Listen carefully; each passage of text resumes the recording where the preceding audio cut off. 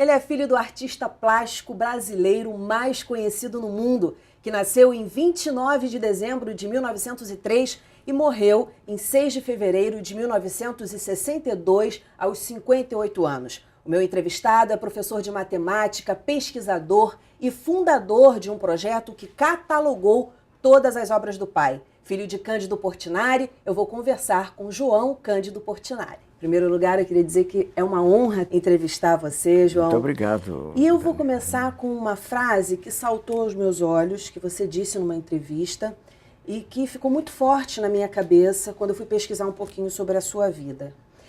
Você disse que a obra do seu pai foi feita para o povo, mas é invisível. Eu queria que você comentasse isso. Isso vem do fato, Dani, que mais de 95% da produção dele estão em coleções particulares. Não podem ser vistas, não podem ser visitadas pelo povo. Ou em salas de instituições, em salas de bancos, né? Isso, infelizmente, continua sendo verdade até hoje. Mas o trabalho do Projeto Portinari, nós estamos trabalhando há quase 32 anos, né? Ao longo desse tempo, eu acho que nós mudamos isso. Porque, primeiro, através da internet, nós temos um site onde nós temos as 5.000 obras, né? Que são acessadas por crianças da rede escolar, pelas professoras que fazem trabalhos, né?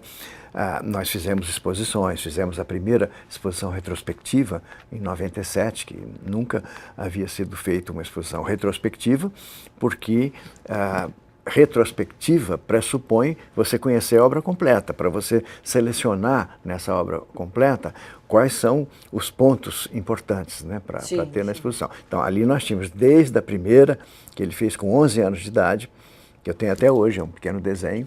É um retrato de Carlos Gomes. Meu primeiro trabalho? Não, esse aí é uma tela, é uma pintura. É uma pintura que está... Isso aí foi uma emoção enorme. Nós fomos fazer o levantamento aqui no Rio de Janeiro e encontramos essa tela com a letra dele, meu primeiro trabalho, né? A que eu estou me referindo é quando ele era criança. Ele tinha 11 anos. É um desenhinho do Carlos Gomes, é o retrato do Carlos Gomes. Então nós tínhamos isso na retrospectiva, tínhamos esse meu primeiro trabalho também, e tínhamos a última, que ficou inacabada. Ele morreu fazendo uma Índia Carajá, que ficou inacabada, né? Então, a gente poderia dizer que esse fato, né, que nos entristecia muito, que nos preocupava muito, dele estar invisível, isso já não é mais verdade. Isso, inclusive, motivou aquela pergunta do Antônio Calado, do grande jornalista, escritor Antônio Calado, quando ele diz: segregado em coleções particulares, em salas de bancos, Candinho se vai tornando invisível. Vai continuar desmembrado nosso maior pintor, como o Tiradentes que pintou? Sim. Ele fez esse paralelo, né, com o destino de Tiradentes, que foi desmembrado, e com a obra de Portinari. Agora, os painéis, por exemplo, Guerra e Paz, essa exposição dos painéis que ficavam na sede da ONU e foram um presente do Brasil para a ONU, também já quebram essa frase da invisibilidade. Com certeza. Já começam a quebrar. E é um pouco também, isso é interessante você estar mencionando isso, porque no caso do Guerra e Paz, principalmente de 2001 para cá, também aconteceu essa coisa da invisibilidade. Por quê? Em 2001, houve aquele atentado às Torres Gêmeas em Nova York, né?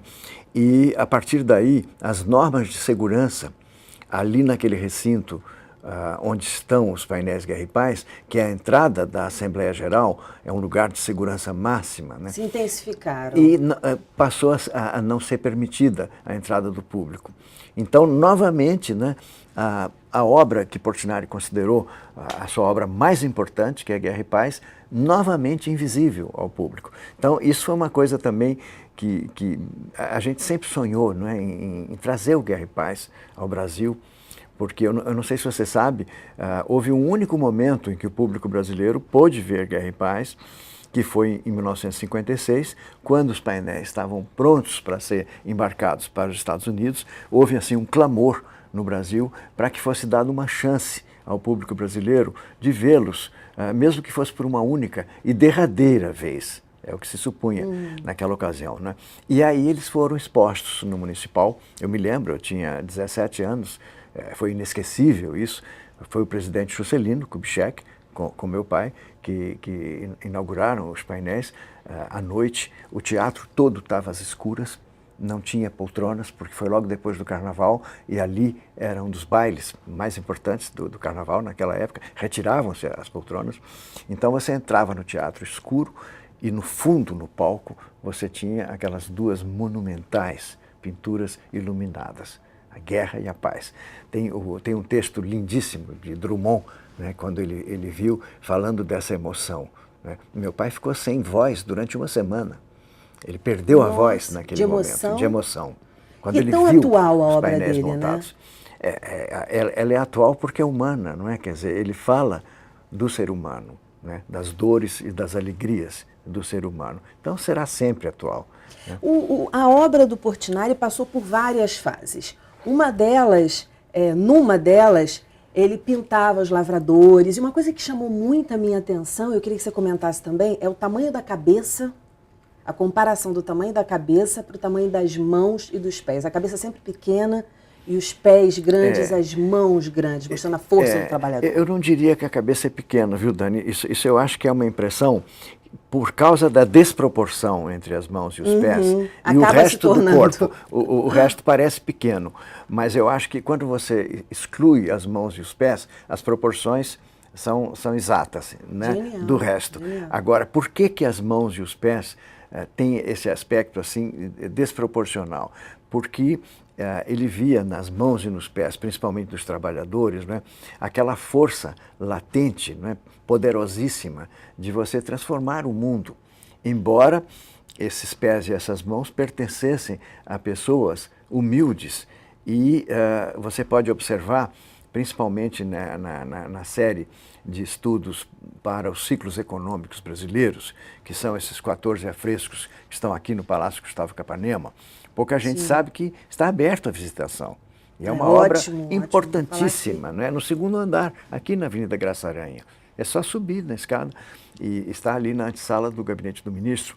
Ali você vê claramente, né, esse trabalhador que tem latente nele todo o poder, né, todo o potencial do Brasil, mas que ele está oprimido, né? Ele está resignado, ele está, o semblante é um semblante triste, semblante preocupado, né? Não derrotado. Não derrotado. Você sente que aquela força toda está sempre pronta para uma erupção, assim, né? E ele dizia, inclusive eu vi um texto dele, né? Eu estava olhando os escritos dele, e tem um trecho em que ele diz assim: nossa geração vai assistir ao estouro de um Brasil grande. Quer dizer, você vê, ele escreveu isso antes de 60, ele morreu em 62, né? Ele já acreditava, né, nisto, né? E nós estamos vendo isso agora. O Brasil hoje tem uma outra posição, né? Uma outra autoestima, uma outra representação, inclusive no cenário internacional, né? Eu acho que ele ficaria muito feliz de ver o Brasil hoje. Mas é uma característica dos gênios, né? Serem visionários também, Sim, enxergarem lá certeza, na frente. Com certeza. Tem inclusive um livro maravilhoso, né, que é de um filósofo francês, o Roger Garaudy, que inclusive foi amigo de meu pai, e o título é assim: 60 obras que criaram o futuro. Ele escolhe 60 obras, né, que na história da arte foram como se fossem faróis, assim, numa noite escura, dizendo para onde vai a humanidade. Então, para cada uma dessas obras, ele vê o que estava acontecendo na política, o que estava acontecendo na ciência, o que estava acontecendo na filosofia, e ele mostra como aquele artista realmente ele deu uma antevisão do que viria depois, né? É muito interessante esse livro. Vamos falar do Lavrador de Café, que é um quadro muito famoso do Portinari, que foi roubado do MASP, e que você ajudou lá nas buscas, foi encontrado, estava intacto, e você também pediu que a segurança no MASP aumentasse. Me conta como é que foi isso. Isso faz parte de um contexto mais amplo, sabe, Dani? Por exemplo, eu não sei se você lembra que aqui na Floresta da Tijuca tem a Capela Mairinque, né? A Capela Mairinque, aquela pequena capelinha, que o altar era todo Portinari, né? Belíssimo altar. Você tem os santos carmelitas, você tem Nossa Senhora do Carmo, que era a minha tia, que posou para ele, a tia Ines. Não. Eu posei para o menino Jesus, que está no colo dela. A gente posava, a família toda posava. A família dependendo toda da sua idade. Os dois santos que estão à volta dela, né?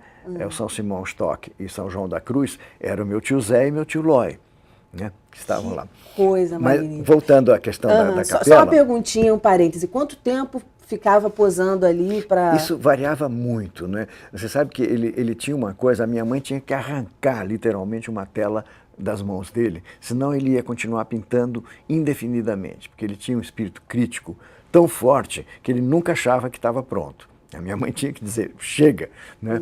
Mas, às vezes, você posava muito rápido, né? Esses Meninos de Brodowski, aquela série que ele fez, tem o depoimento de um desses meninos, já hoje adulto, né?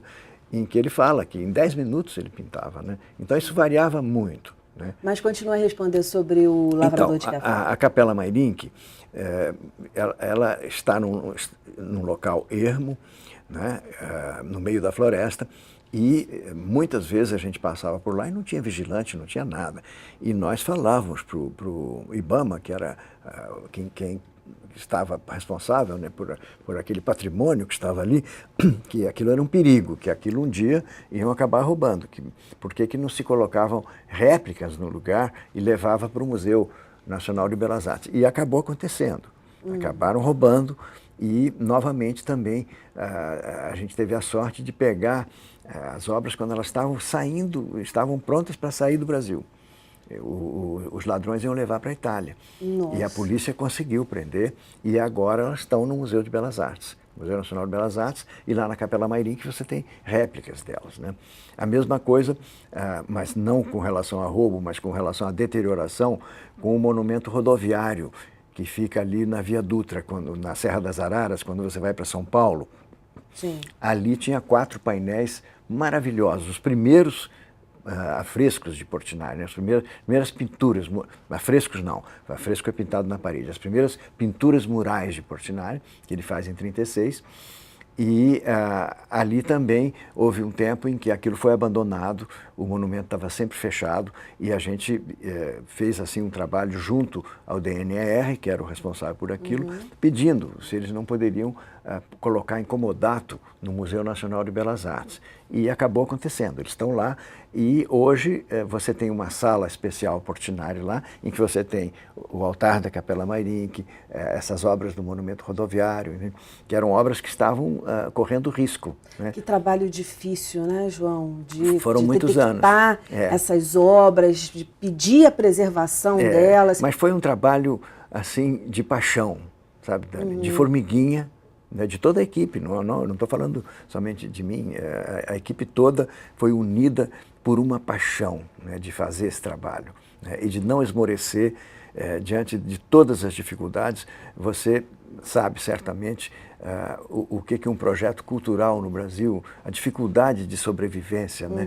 A gente ter sobrevivido 32 anos, eu considero um milagre e também uma demonstração de como o Brasil é generoso, como o povo brasileiro é solidário, quando ele acredita numa causa, né? Nós tivemos uma solidariedade assim maciça da sociedade brasileira como um todo, né? No próximo bloco você vai citar esses exemplos, vai me dizer como é que eram as macarronadas na casa da sua mãe e a história do violão. Nós vamos para um breve intervalo e voltamos já já.